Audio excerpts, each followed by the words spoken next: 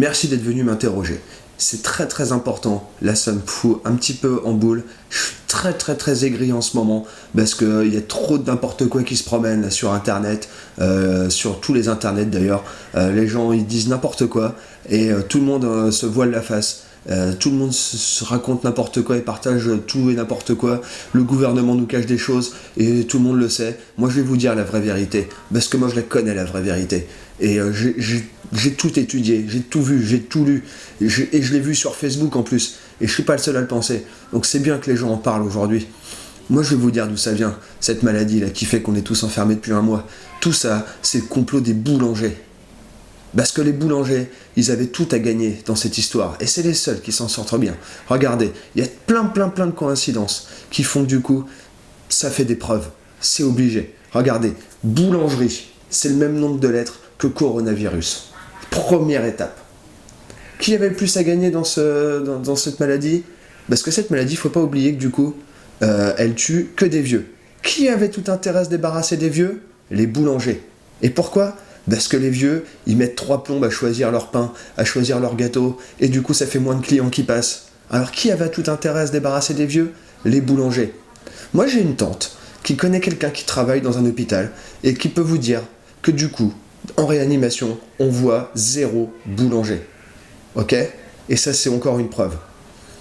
Encore une chose, on accuse par exemple les Chinois d'avoir lancé la maladie en mangeant du pangolin. Mais le pangolin, qu'est-ce que c'est? Le pangolin, c'est une invention des médias. C'est juste un pain à qui on a rajouté des pâtes. Et ça aussi, c'est une preuve. Et regardez, on dit que les Chinois, ils ont lancé cette maladie, que ça a commencé chez eux. Et avec quoi ils mangent, les Chinois? Avec des baguettes. Et qui est-ce qui fabrique des baguettes? Les boulangers. Pam! Et ça, c'est quand même incroyable. Le confinement a commencé le 16 mars. Le 16 mars, c'est quoi? C'est la fête du saint patron des boulangers. Encore une preuve, aussi incroyable que ça puisse paraître. Vraiment, à 20h, quand on applaudit les soignants, qui est-ce qui est debout encore à cette heure-là? Les boulangers, pour qu'on n'applaudisse pas à 4h du matin, par exemple, parce qu'ils sont en train de travailler. On parle de pénurie de masques et de gants, qui utilisent des gants et des masques?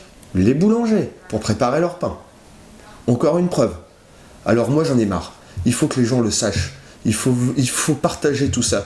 Il faut le dire. Moi, je vais faire des vidéos sur YouTube. Alors, suivez ma chaîne et mettez un pouce bleu. Parce que c'est important que les gens ils soient au courant que les boulangers, c'est des enfoirés et que c'est eux qui ont propagé ce virus. Parce que c'était facile pour eux. Ils avaient juste à mettre le coronavirus dans leur pain que tout le monde achète. Et voilà.